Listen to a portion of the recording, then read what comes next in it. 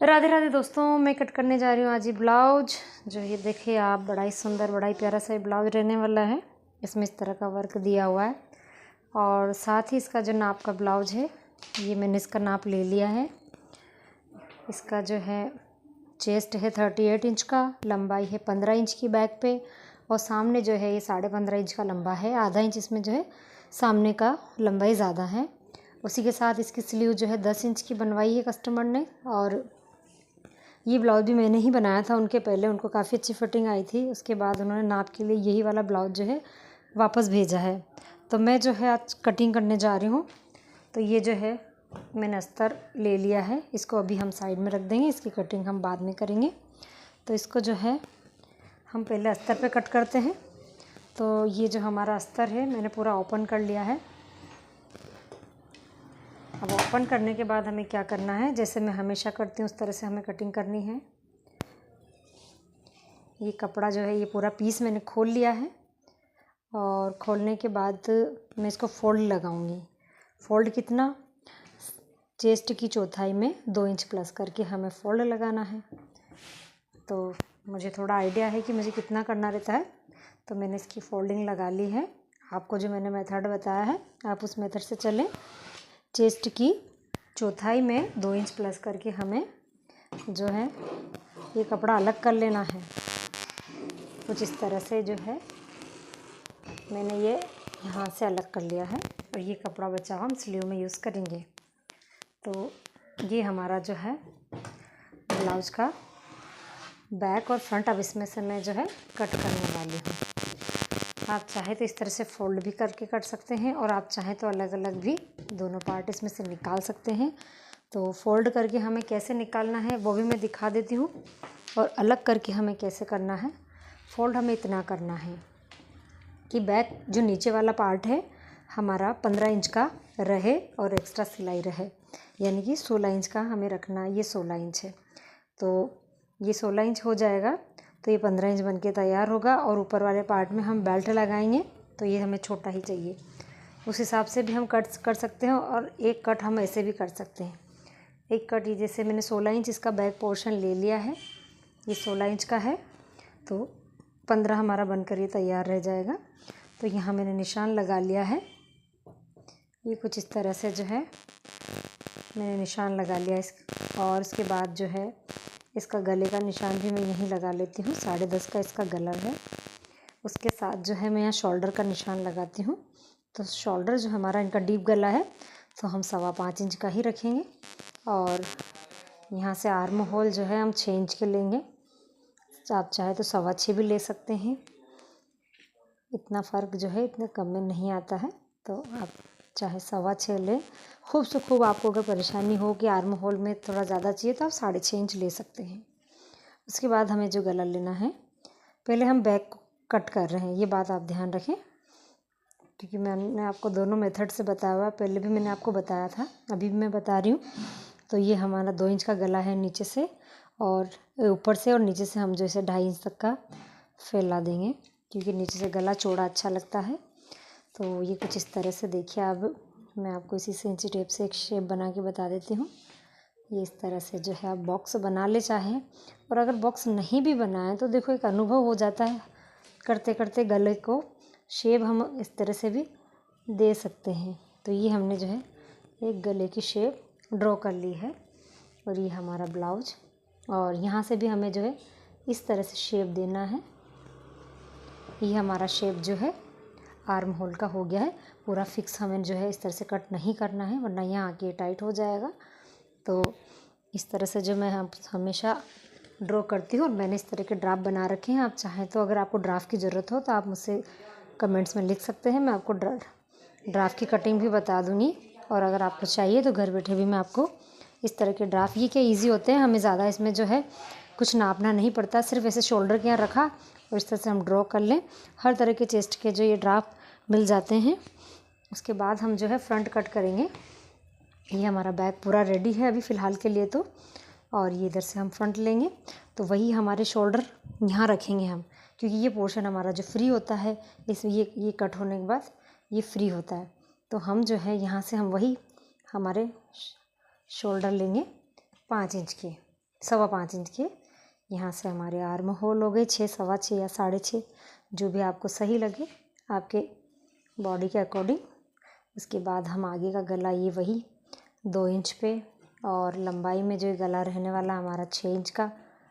तो ये कुछ इस तरह से हमें ये गला ड्रॉ कर लेना है, क्योंकि गला जो है थोड़ा नीचे से फैला हुआ रहता है और ऊपर से सकड़ा गला रहता है। उसी के साथ हमने ड्रॉ कर लिया है। ये पोर्शन हमारा ड्रॉ हो चुका है। तो हम इसको भी यहाँ से एक शेप बना देंगे। ये आप देखिए, हाँ यहाँ शेप बनाना ज़रूरी होता है, ऐसे चौकोर हम नहीं काट सकते इसको। तो ये हमारी शेप बनकर रेडी हो चुकी। जैसा कि मैंने आपको ड्राफ्ट में बताया था, वो ड्राफ्ट भी मैं आपको जो है अभी रख के बता देती हूँ। ये ड्राफ्ट भी हम फ्रंट पे भी रख सकते हैं और बैक पे भी रख सकते हैं। इस तरह से जो है हमें ये ड्राफ्ट रख के ड्रॉ कर लेना है। और अब जो हमें लंबाई लेनी है, यहाँ से हमें लंबाई कितनी लेनी है, हमें लंबाई लेनी है आगे का जो है 15.5 इंच की है फ्रंट की लंबाई। हमें यहाँ 14 इंच लेना है, क्योंकि अगर चेस्ट ज़्यादा हो तो हमें जो है ऊपर वाला पार्ट बड़ा ही कट करना होता है, वरना बेल्ट ऊपर चढ़ता है।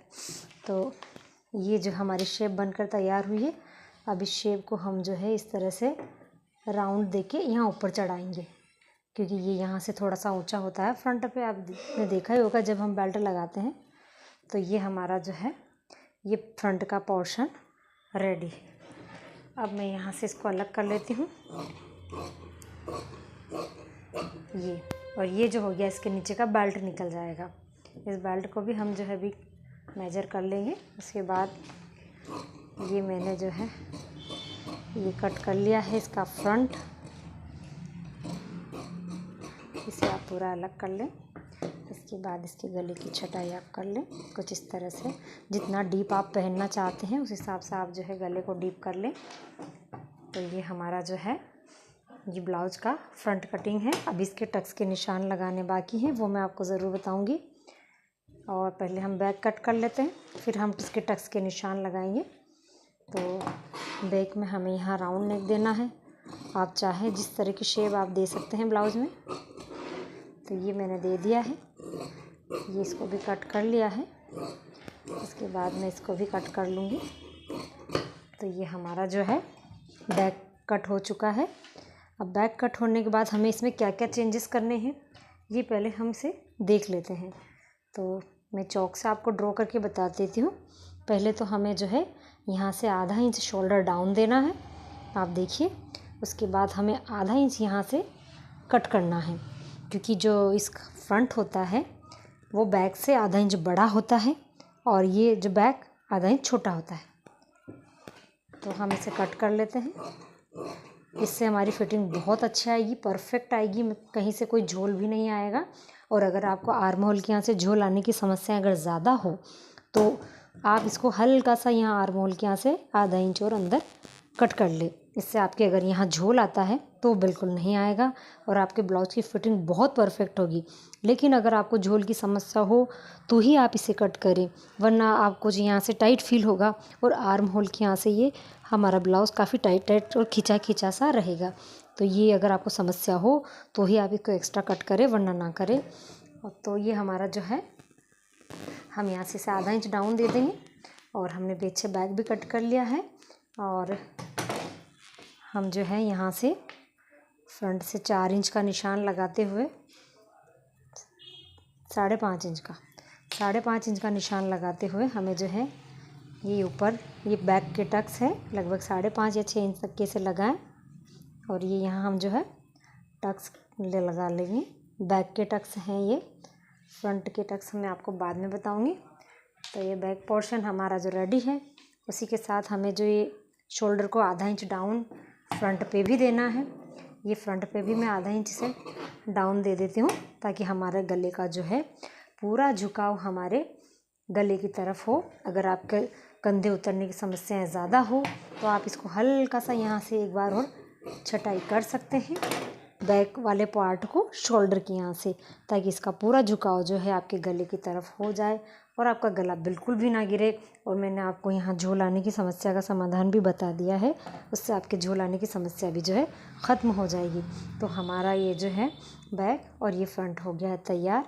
हम इन दोनों को जो है इस तरह से रख के देख लेंगे, कहीं से कोई कटिंग ऊंची नीची या कहीं से कोई गड़बड़ हो तो आप एक्स्ट्रा चीज़ को कट कर लें।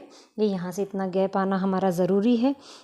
ये फ्रंट है और इसमें जो है लगभग 1.25 इंच का ये जो इसमें गैप आया हुआ है, ये गैप सिर्फ यहीं तक होना चाहिए, सिलाई की जगह ये नहीं होना चाहिए, वरना जब हम ये जो स्लीव लगाने के बाद हम फिटिंग लगाते हैं तो यहाँ पे जो है ऊंचा नीचा पार्ट आता है और हमारा जो सल बनने की समस्या रहती है। तो ये जो है हमारा बैक और फ्रंट रेडी हो चुका है।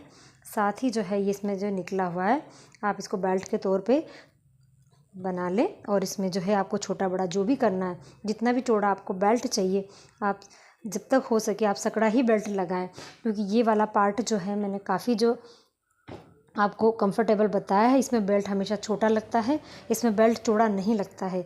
तो ये जो पार्ट हमारा 14 इंच का बनकर तैयार होगा, 13 इंच का बनकर तैयार होगा, ये मैंने इसको 14 लिया है, तो ये हमारा ये है बन के तैयार होगा 13.5 इंच का, और ये मैंने लिया है 14.5 इंच है। इसके बाद जो है हमारा बेल्ट इसमें लग जाएगा 1.5 इंच का, 2 इंच का, मतलब 15.5 इंच हमें रेडी रखनी है लंबाई, तो 13.5 का तो ये हो चुका है और 2 इंच का हमें ये बेल्ट लगाना है, उस हिसाब से आप कट कर ले। 2 इंच का बेल्ट हमें लगाना है तो हमें 3 इंच लेना है और ये 3 इंच का ही कपड़ा है, ताकि आधा इंच इसमें सिलाई चली जाएगी और हमारा जो है बेल्ट अच्छे से बन के तैयार होगा। और ये वाला पार्ट जो हमारा बिल्कुल ऊपर नहीं चढ़ेगा, एकदम फिट रहने वाला है, बॉडी पे कहीं से कोई सल भी नहीं इसमें बनेंगे। साथ ही टक्स के आप निशान लगा लीजिए, यहाँ से 4.5 इंच की दूरी पे आप टिक लगाइए। अगर आपका नाप 35 इंच से ज़्यादा है तो 4.5 लीजिए, और 35 के अंदर है तो आप 4 इंच ही लीजिए। उसके बाद हमें जो ऊपर से है इसे 10.5 पे लेना है, ये 10.5 पे लिया। इसके बाद जो है हमें इसको सीधा ड्रॉ कर लेना है। ये सीधा ड्रॉ होने के बाद जिस तरह से सीधा ड्रॉ हो चुका है, फिर हमें यहाँ से और यहाँ से इस तरह से इसको करना है, ताकि हम इतना बड़ा सल लगाएं तो हमारे पफ जो काफ़ी अच्छा निकल कर तैयार हो, इस बात का आप ध्यान रखें। साथ ही इधर से भी हमें जो है इस तरह से सल ड्रॉ करने हैं। यहाँ से यहाँ की दूरी 1.5 इंच होनी चाहिए, इधर भी हमें कुछ इसी तरह से ड्रॉ करना है, ये दूरी भी हमारी 1.5 इंच की ही होनी चाहिए। और ऊपर वाला जब हम टक्स ड्रॉ करते हैं तो ये दूरी हमारी 2 इंच की होनी चाहिए, चाहे 2.5 इंच की हो। और ये सल भी आपको थोड़ा चौड़ा ही लेना है, एकदम पतला सा चुन्नट नहीं लगानी है, इससे जो है हमारे शोल्डर में कसाव आता है और हमारे शोल्डर नहीं गिरते, इस बात का आप ध्यान रखें। और टक्स लगाने में जो है हमारे ब्लाउज की बड़ी भूमिका होती है, अच्छा से टक्स लगाएंगे तो उभार भी अच्छे से आएगा और हमारे ब्लाउज की लुकिंग फिटिंग दोनों ही परफेक्ट रहने वाली है। तो मैंने आपको ये दिखा दिया है, अब स्लीव कट करनी है तो काफ़ी लंबा वीडियो हो जाएगा, तो मैं आपको अभी स्लीव नहीं बता रही हूँ। और फिर ये जो ब्लाउज में इसे कट करके इसको बनाने के बाद आपको फाइनल लुकिंग बताऊँगी। तो अभी तक के लिए राधे राधे।